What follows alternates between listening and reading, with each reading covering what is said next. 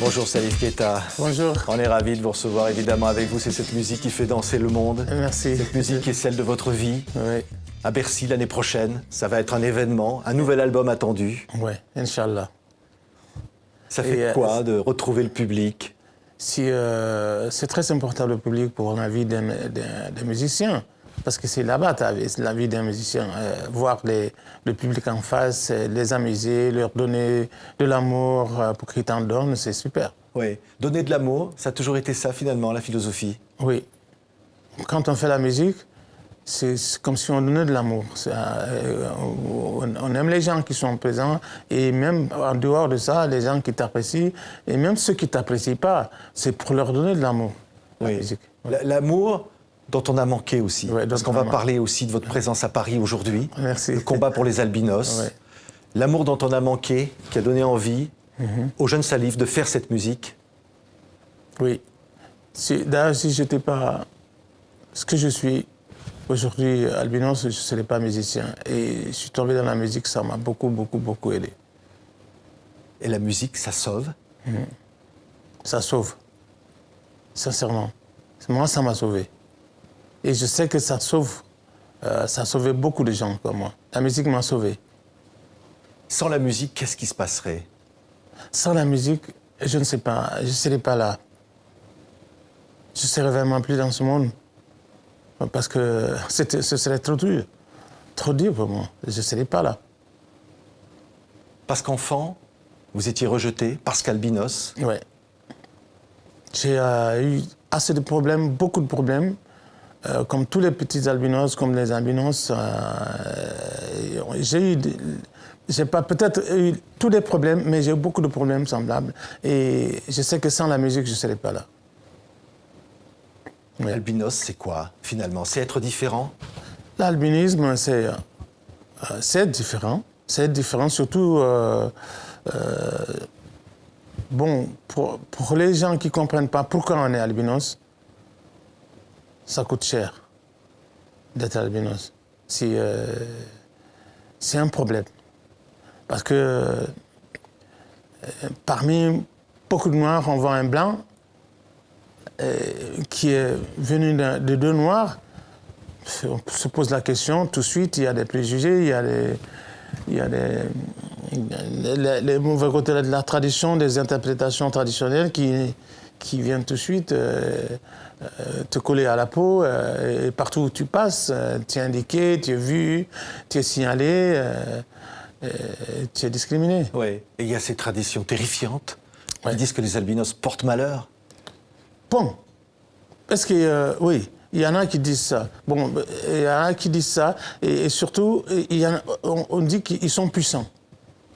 Ils sont puissants, c'est comme ils sont considérés comme des gens qui ont du pouvoir dans leur peau, et c'est pourquoi d'ailleurs qu'on les sacrifie. Ils sont sacrifiés. Sacrifiés. Il n'y a pas d'élection africaine généralement sans sacrifice humain, et généralement c'est les albinos qu'on sacrifie. C'est-à-dire, pendant les élections en Afrique, Oui. on tue des personnes On tue des personnes. parce qu'elles sont albinos. Et qu'est-ce qu'on fait? Pourquoi? Pour gagner des élections? Pour gagner des élections, oui. Et c'est fréquent, hein, c'est fréquent. À chaque élection, on est obligé de dire aux parents d'albinos, faites attention aux enfants. On tue des enfants. Ouais. On les démembre aussi parfois. Ouais. C'est vrai ça? Surtout en Tanzanie. Par exemple, en Tanzanie, un peu de l'Afrique de l'Est, on les tue, on vend les membres, les pieds, les bras, les membres, on les vend. Je ne sais pas pourquoi là-bas, mais c'est très poussé là-bas. Ce sont quoi? Ce sont des pseudo-sorciers, des trafics pour l'argent? Le trafic pour l'argent, c'est ça. Qu'est-ce qu'on peut faire, Salif? Vous avez une fondation Ouais, qui se bat pour ça, pour sauver ces albinos. Ouais. Qu'est-ce qu'on peut faire aujourd'hui? Bon, nous nous sommes battus.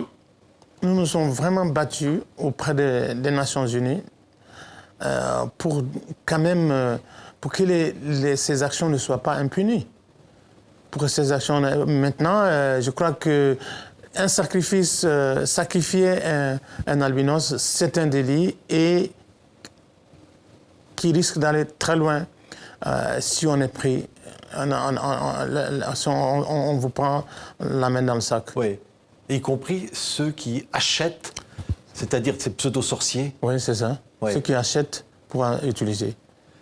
Il y a une bande dessinée que vous soutenez qui s'appelle Tuxipa et le tabouret d'or. C'est un conte publié chez Glénat, magnifique conte, et qui raconte justement cette histoire-là, qui raconte l'histoire d'un enfant différent.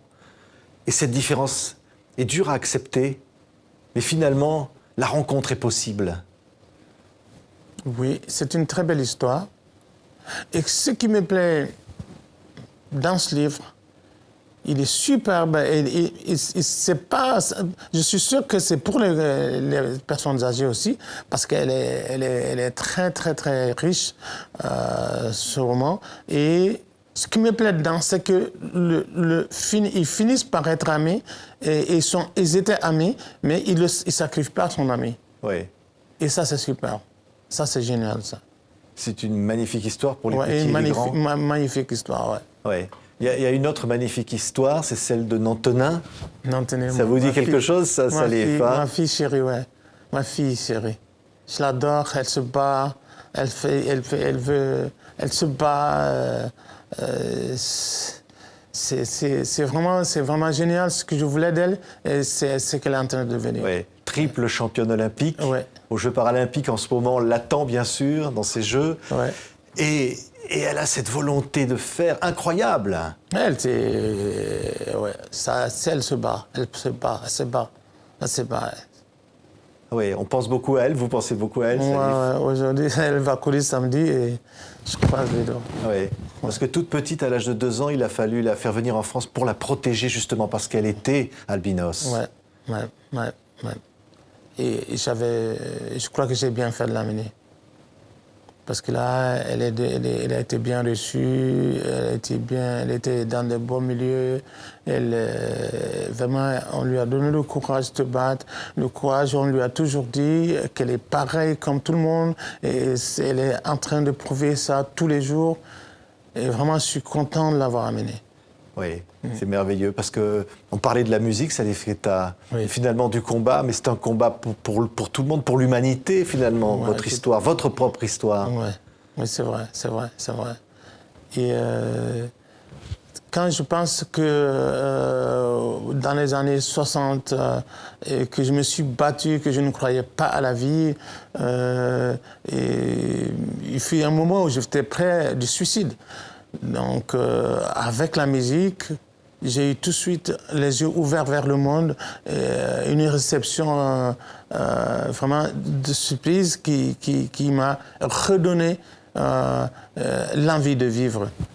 C'est à cause de la musique. Merci beaucoup, Salif Keita. On l'attend, ce nouvel album, on l'attend. Merci, Salif Keita. Merci beaucoup.